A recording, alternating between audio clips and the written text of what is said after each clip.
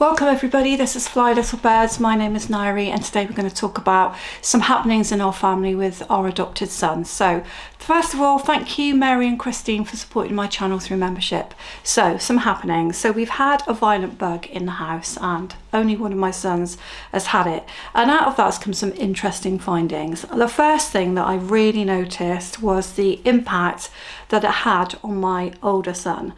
Now, my older son is much shyer, much more reticent to speak, let out his feelings. He has mentioned before the impact that his younger brother has on him in the house and how unhappy he can get because the younger son does have quite violent outbursts and is very dominant. Very sweet and very lovely, but very dominant. So it's obvious that whilst the older one might normally be the dominant one, in our family that's not the case. And what I noticed when my younger son had to be sort of confined to his room because of, how violent this bug was, is how much the other one came out of his shell and how much he chatted and how different he was, which was a little bit upsetting but not surprising. And I think that's beholden to us to kind of watch that situation. We do try. I try really hard sometimes to say, can you let him speak? Can you let him have his say? But sometimes that can look a little bit like I'm favoriting the older one because I know that often the younger one doesn't mean it. He doesn't mean to do it, it's just his personality and the way he functions. So that was the first thing that came out of it. The second thing that came out of it, which is more the title of this video, is the push-pull situation. Now, if you know anything about attachment, there are 4 different categories. Now, my understanding was the ambivalent one was the one where you get the push-pull, but I've recently read that can be avoidant and, to be honest, disorganised. Yeah. I think it happens with fostered and adopted children a lot. So if you've adopted or you're fostering and you find one day you are the best thing that ever happened to the child, but the next day you're not wanted, that definitely would not be unusual. And we find this a lot. So what I found with my younger son is in the middle of the night, because my hearing's not amazing, my husband was the first one up for that first round of sickness.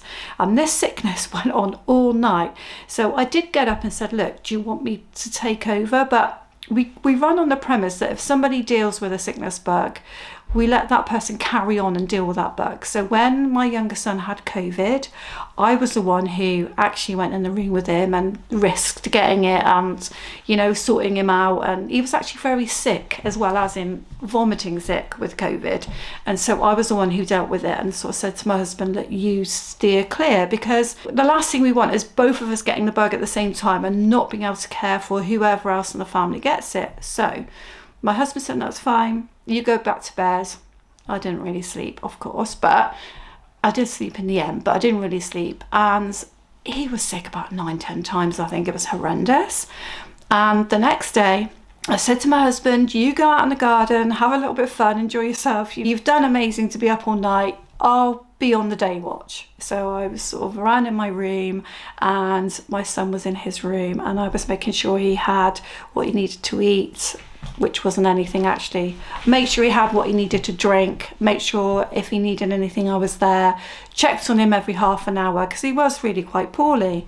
So during the day, he was sick again. He shouted at the top of his voice, I want dad, even though I was there. Right, so I'm like, well, I'm here. He said, no, I want dad. He was there, I want dad. And he would not have me.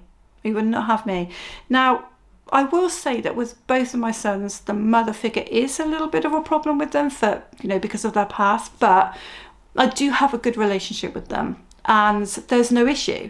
But he did not want me anywhere near him, even though I was there and he was already being sick. He just wanted his dad to be there. And when I spoke to him the next day, I said, you were pretty horrible to me yesterday. He said, yeah, well, dad was there for me all night. He was there every time I was sick. I went, yeah, but I said, there's other times when I've been there for you and dad hasn't, and I've been doing the rounds.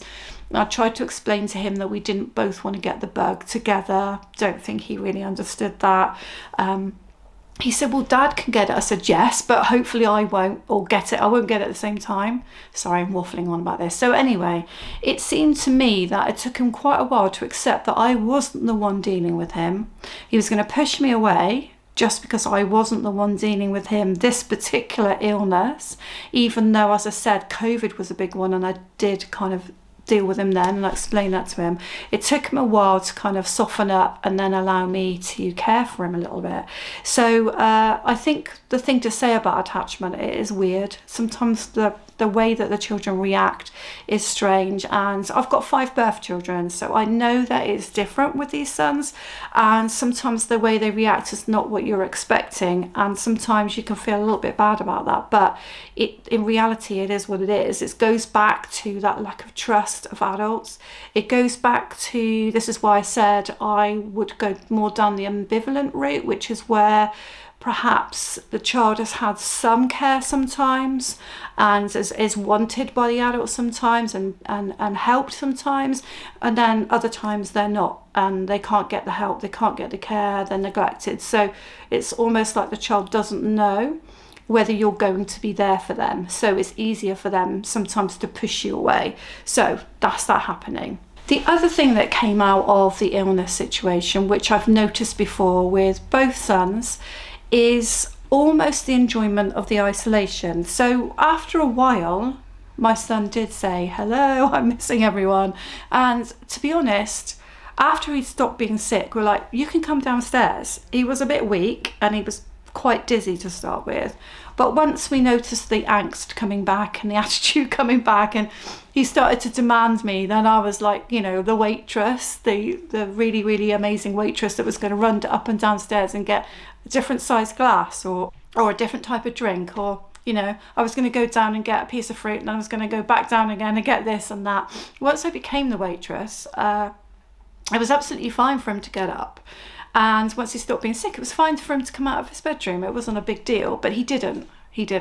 Now, yes, he had his screens, which is a biggie. And once he hasn't got his screens, he's not as content. However, he did enjoy that isolation. And this is what I've kind of been saying before about my boys, that I'm trying to foster independence for them. I'm trying to get them to see that even though it is easy to be on your own and to be gaming in your room, there is such a danger of that becoming your life. Now, I know this is a big issue for teenagers, especially boys. I'm not trying to be sexist, but especially boys. I know that that is very common, and I know it's got nothing to do necessarily with adoption and fostering. But what I would say is children who suffer childhood trauma, who struggle with relationships as a whole, are definitely going to get addicted to stuff like this, and are definitely going to want to have that cocooning feeling where they do not have to try with other people. And the easiest thing in the world is to choose a game where you can go up the levels and you look like you're achieving and you don't have to interact with people. So when it came to needing to go to school today, which we had a blowout yesterday evening because he definitely thought that there was a chance he could stay at home again. Now, in a normal situation with a child that didn't really struggle to go to school and possibly wasn't going to then just get stuck again in their room on their screens, I might have given him a bit more extra time off just to recover. He doesn't have the bug, he's semi-ready to go back. But because I know that however long we give him at home, however long he will want to be in his room on his screens. It's kind of like, well, it's now or never. We need to get him to school, and you try every little trick in the book, like, oh, I feel a bit sick again, and last night he tried it, last night he had a bit of a meltdown, and it's just almost like easier for them to not have to try with relationships, easier to be isolated. So I hope that helps you a little bit with my stories. I find that my stories are more interesting to you because they're real. My boys are teenagers now, but I've had them from when they were 2 and 3, so I've had them for a long time, first as foster children, then as adopted sons. So I hope that you find that interesting, and I will see you again on my next video in Fly Little Birds. Thank you.